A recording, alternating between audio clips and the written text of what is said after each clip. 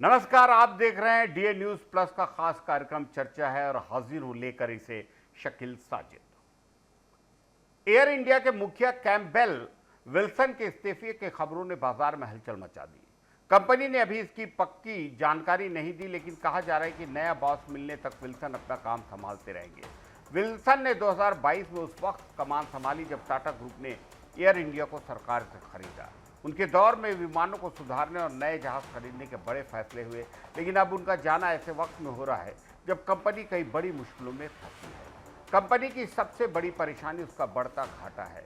इस साल air India और उसकी छोटी कंपनी एयर इंडिया एक्सप्रेस को करीब 98,000 करोड़ रुपए का भारी नुकसान हुआ है। यह घाटा तब हो रहा है जब टाटा ग्रुप एयरलाइन को बेहतर बनाने के लिए जी तोड़ कोशिशें कर रहा है। इसके अलावा सरकारी जांच एजेंसी डीजीसीए ने भी एयर इंडिया की सुरक्षा और नियमों में कई बड़ी कमियां पकड़ी हैं। जांच में पता चला है कि कुछ विमानों को बिना जरूरी सर्टिफिकेट को उड़ाया गया और इमरजेंसी में काम आने वाले उपकरणों की भी ठीक से जांच नहीं हुई। सुरक्षा के मामले एयरलाइन की मुश्किलें और बढ़ गई। पिछले साल जून में अहमदाबाद से लंदन जा रही एक फ्लाइट हादसे का शिकार हो गई थी, जिसमें 250 से ज़्यादा लोगों की जान चली गई थी।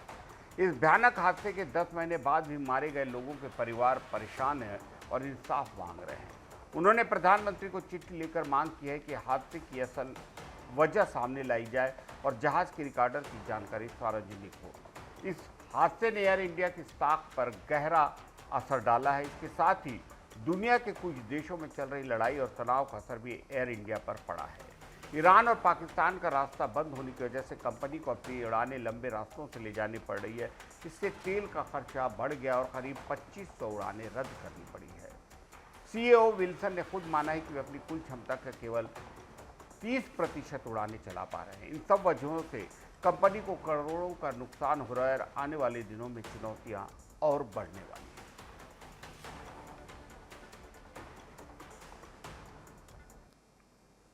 छत्तीसगढ़ के बिलासपुर में पुलिस और कानून से जुड़े दो हैरान करने वाले मामले, जिसके बाद प्रशासन ने सख्त कदम उठाया।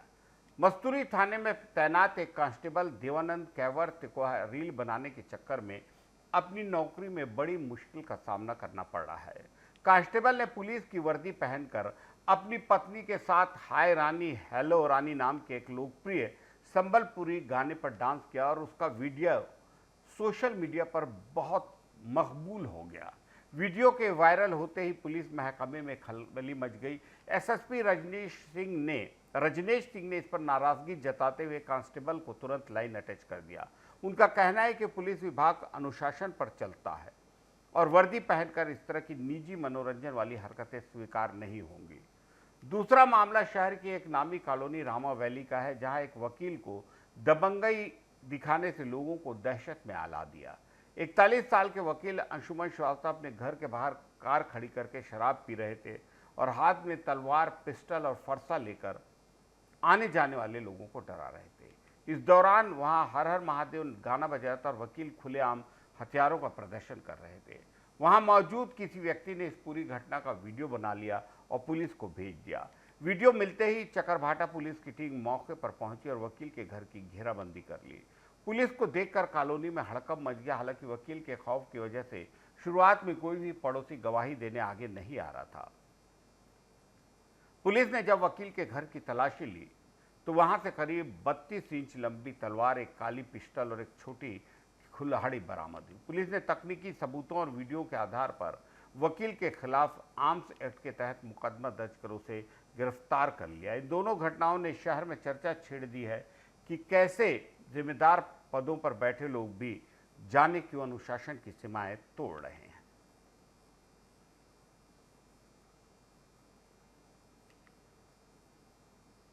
छत्तीसगढ़ की महतारी वंदन योजना का लाभ उठा रही लाखों महिलाओं के लिए एक बहुत ही महत्वपूर्ण अपडेट सामने आया है। राज्य सरकार ने स्पष्ट किया कि योजना से जुड़ी लगभग 69 लाख महिलाओं को अब अपनी KYC प्रक्रिया पूरी करानी होगी। इसके लिए 30 जून 2026 तक का वक्त दिया गया है। सरकार ने चेतावनी दी है कि जो महिलाएं इस तय सीमा के भीतर अपना वेरिफिकेशन नहीं कराएंगी, उनकी अगली किश्त रोकी जा सकती है।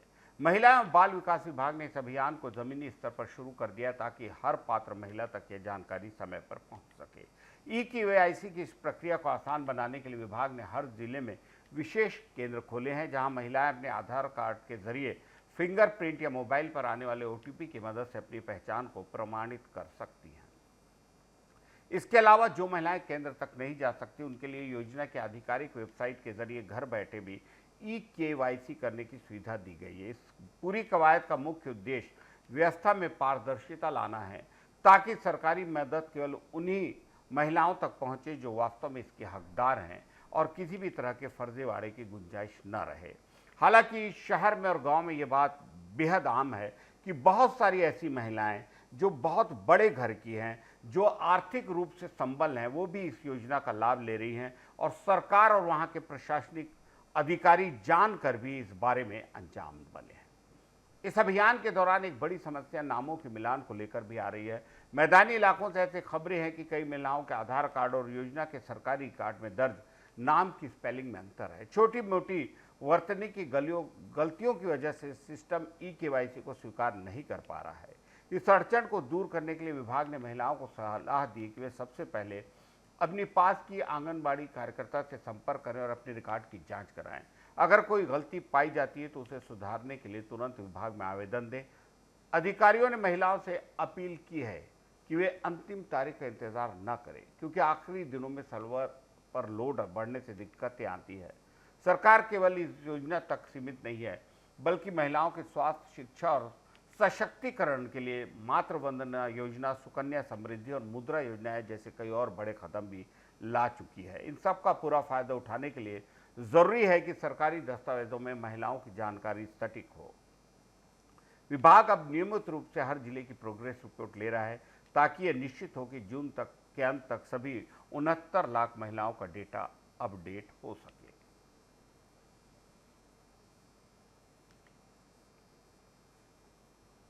2026 के आने वाले मानसून को लेकर एक बड़ी चेतावनी सामने आई है, जो किसानों और आम जनता के लिए चिंता का विषय हो सकती है। निजी मौसम एजेंसी स्काईमेट ने अपना पहला अनुमान जारी करके बताया कि इस साल मानसून सामान्य नहीं रहेगा। अनुमान के मुताबिक जून से सितंबर के दौरान देश भर में औसत से कम बारिश होने की आशंका। इसका सबसे बड़ा कारण अल नीनो की संभावित वापसी को बताया जा रहा है, जिससे प्रशांत महासागर का तापमान बढ़ने लगता है और भारत में बारिश का जोर कम हो जाता है। स्काईमेट की रिपोर्ट कहती है कि मानसून की शुरुआत अच्छी हो सकती है, लेकिन बाद के महीनों में यह सुस्त पड़ सकता है। आंकड़ों में देखें तो जून में करीब 101% बारिश होने की उम्मीद है, जो कि सामान्य है। लेकिन जैसे जैसे सीजन आगे बढ़ेगा बारिश की मात्रा घटती जाएगी। जुलाई में 95%, अगस्त में 92% और सितंबर में केवल 89% बारिश होने का अनुमान है। जबकि फसलों को सबसे ज़्यादा पानी की ज़रूरत होगी, तब मानसून धोखा दे सकता है, ऐसी संभावना है। बारिश की यह कमी पूरे देश में एक जैसी नहीं होगी। अनुमान के मुताबिक पूर्वी और उत्तर पूर्वी भारत में तो अच्छी बारिश हो सकती है, लेकिन उत्तर, पश्चिम और मध्य भारत के उन इलाकों में खतरा ज़्यादा है जो अनाज के बड़े उत्पादक हैं।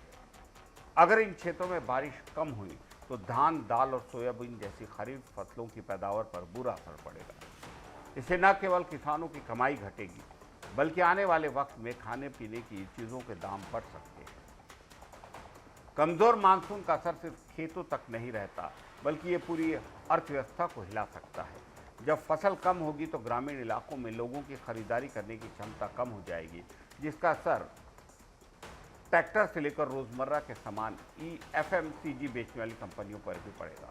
हालांकि ये पहला अनुमान है और आने वाले हफ्तों में सरकारी मौसम विभाग की रिपोर्ट भी आएगी, जिसके बाद तस्वीर साफ होगी। शुरुआती संकेत यही हैं कि 2026 में पानी की कमी और महंगाई को लेकर सतर्क रहने की ज़रूरत है, और सबसे ज़्यादा ज़रूरत है हर शख्स को, हर बंदे को, हर व्यक्ति को कम से कम 2-2 पेड़ जरूर लगाने की।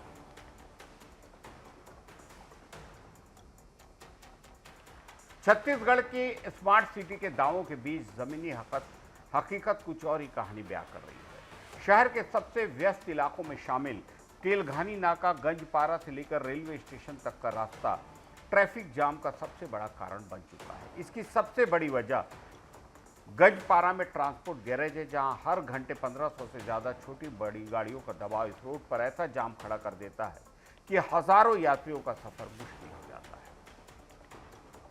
एक जांच में पाया गया है कि यातायात विभाग ने 10 वर्ष पहले ही शहर के भीतर इस ट्रांसपोर्ट गैरेज को हटाने का प्रस्ताव दे दिया था, लेकिन अब प्रशासन और निगम ने इस प्रस्ताव पर ध्यान नहीं दिया।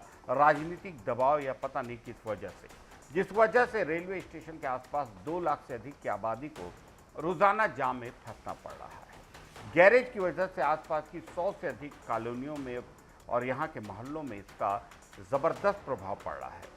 रायपुर ट्रैफिक प्रतिबंध 4 घंटे से घटकर 2 घंटे। रायपुर महापौर मीनल चौबे ने कहा कि तेलगानी नाका से रेलवे स्टेशन तक का पूरा रूट इस अर्थव्यवस्था की चपेट में है। पहले मालवाहक वाहनों की एंट्री शाम 5 बजे से रात 9 बजे तक बंद रहती थी, लेकिन अब इसे घटाकर शाम 5 से 7 बजे तक कर दिया गया है।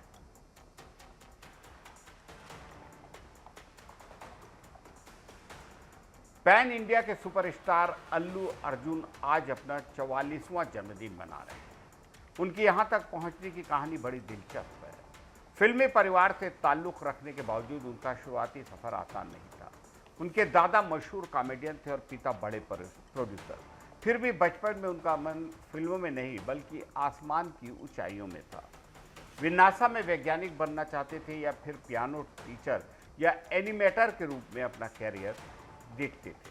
हालांकि किस्मत उन्हें कैमरे के सामने ले आई और 3 साल की छोटी सी उम्र में ही उन्होंने बतौर बाल कलाकार काम शुरू कर दिया। साल 2003 में उनके पिता ने उन्हें गंगोत्री फिल्म से लॉन्च किया।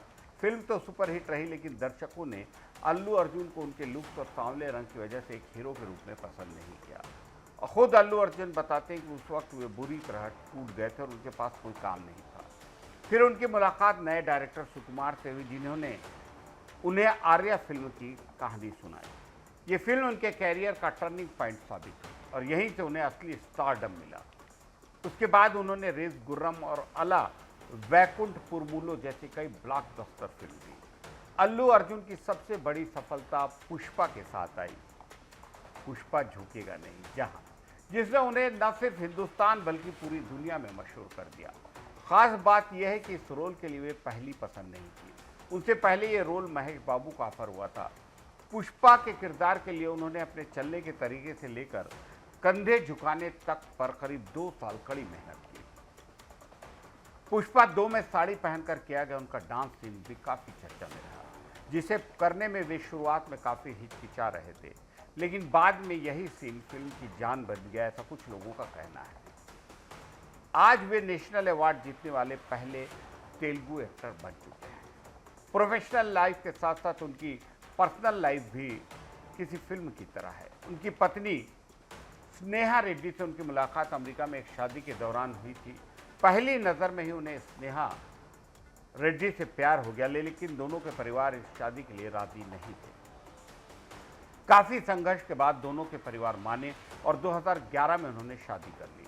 आज वे न केवल अपनी फिल्मों बल्कि अपने नेक दिल स्वभाव के लिए भी जाने जाते हैं, जो अपने फैंस से मिलने के लिए उन्हें घर बुलाकर चाय पिलाने से भी परहेज नहीं करते। आने वाले वक्त में वे एटली और लोकेश कनकराज जैसे बड़े डायरेक्टर्स के साथ बड़े धमाके की तैयारी में है और पूरा हिंदुस्तान अल्लू अर्जुन को आने वाले दिनों में किसी भी फिल्म में देखने के लिए बेताब है। हम सब भी उनके बहुत बड़े फैन हैं। आज के लिए चर्चा में इतना ही। इजाजत दीजिए। शकील साजिद को नमस्कार।